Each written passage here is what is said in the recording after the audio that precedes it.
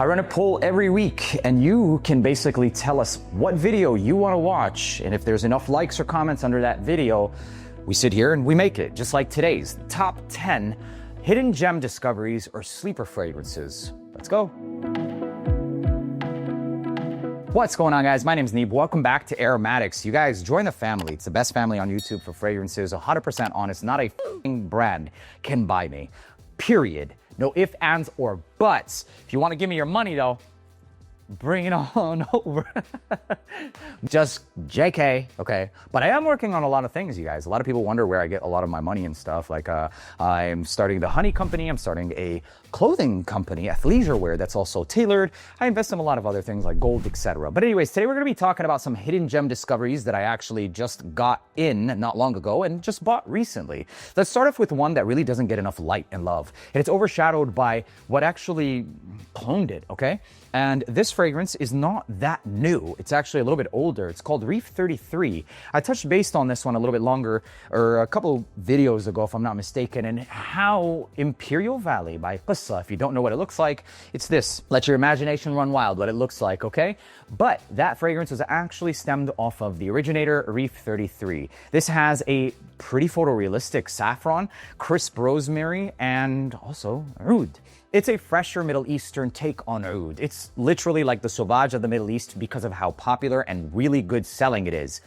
But unfortunately, that's for the clone, basically the Qissa. It takes that scent profile and adds their captive, if you will. Kind of smells like a melon accord or casque cologne to the entire fragrance. Now, what that ends up doing is that one turns into a more watery take, maybe slightly fresher, but it's very insignificant. I can at least detect it. And you also end up with something that's not as long-lasting as this one. Reef 33 is a pretty much more concentrated version of that. So although it's not like the newest scent profile, because if you have Imperial Valley, it's great, don't get me wrong, but this video is about sleeper fragrances and hidden gems. Reef 33, although not a hidden gem anymore, definitely is a sleeper fragrance that I think you should know about. So moving on.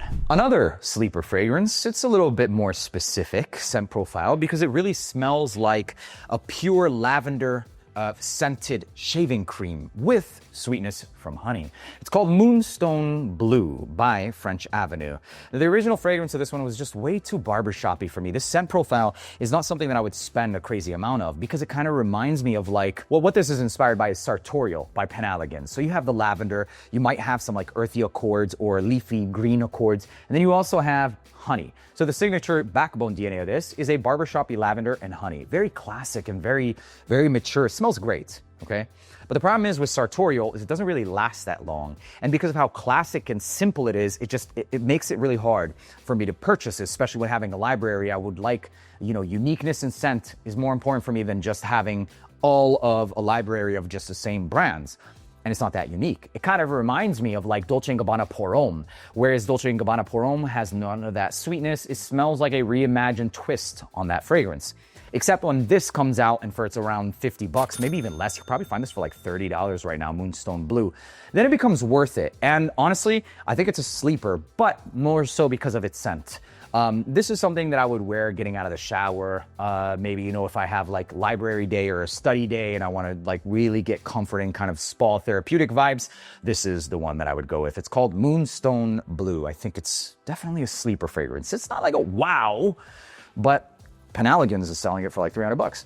Newer release, and I don't think that I think it is a sleeper actually, because Valentino has released, I don't even know, what is it, like 15 flankers in like a year and a half from the Born in Roma. This is the Ivory collection for men, and I honestly think that because of its limited availability, maybe, or the way that it was released or launched, or just the straight sheer exhaustion of this DNA and lineup, people didn't really gravitate much to it. It kind of reminds me of like the original Valentino, Born in Roma meets the original Uomo. So this white, fresh florals with this nutty Uomo vibe. It's almost literally like they took Valentino, Born in Roma, and the Uomo and made it into this white florals that's creamy, slightly tree nut vibe, and also a little fresh at the top. I think it's really good. Longevity for this one and projection is not the craziest. Longevity does outshine the projection in terms of, well, it always does, but it's just significantly better. I'll get like 8 hours longevity on this one on clothing. Projection maybe for the first half to an hour. but the scent profile really does make up for it. It's still, even though in the designer realm, there are some unique aspects to it, which is crazy, and therefore, in my opinion, a sleeper fragrance. Pretty good.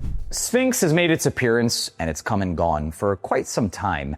It's been a little bit of time that I've really enjoyed some of their scents, but there is a sleeper fragrance that I've been taking along with me almost everywhere that I've moved. Not really packing it. It's called Sphinx Wood of Gods. Wood of Gods, also along with Black Anubis, sleepers. Wood of Gods reminds me of like this rose and coffee with a dark, just rich woods, okay?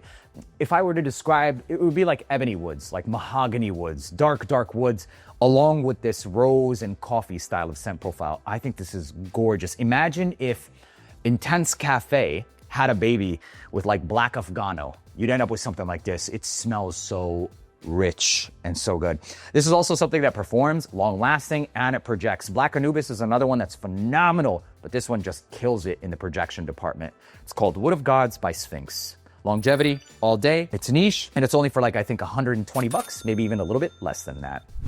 Next one up is niche, but nobody really talks about these. It's Bourbon. Because of the price points and what's offered out there nowadays, I understand. But this is by the perfumer who made Altair.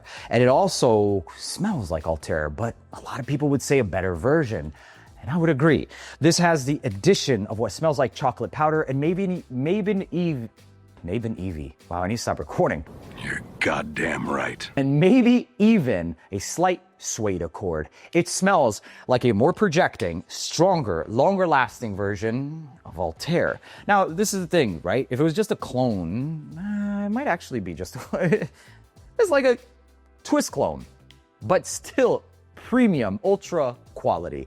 It definitely does have a twist on it. It's not exactly like that, but it still smells really good. And I think it's a sleeper fragrance. If you haven't grabbed Altair, skip it all together and go with this, because Liquid Brun, in my opinion, annihilates that fragrance. But this one's different.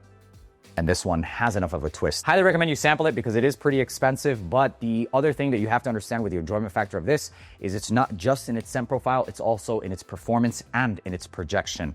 There are a lot of other fragrances that deserve to be on this list, you guys. However, a lot of them are on a boat right now. So I made do with what I have, and I'm still discovering a lot of new scents. For example, Dumont. You probably haven't seen a lot of these, and a lot of these might not be available now in the States, but we might change that. They have an entire line called Jouvor. Look at these bottles and presentations. I've still got to crack into them. So are there sleeper fragrances that I have sitting right under my nose? Probably. And it doesn't stop there, you guys. There are the new Barouge lines. There are so many new fragrances like the Grand Noir. I don't even know what these names are anymore, but you get the idea. So, if you want to catch these fragrances and whether or not they're worth it, hidden gems and sleeper fragrances, you know what to do. Please leave a like on this video, you guys. Make sure to subscribe. My name's Neeb, and I'll see you in the next one. By the way, is there a new fragrance that's a sleeper that I should get on? Let me know in the comments.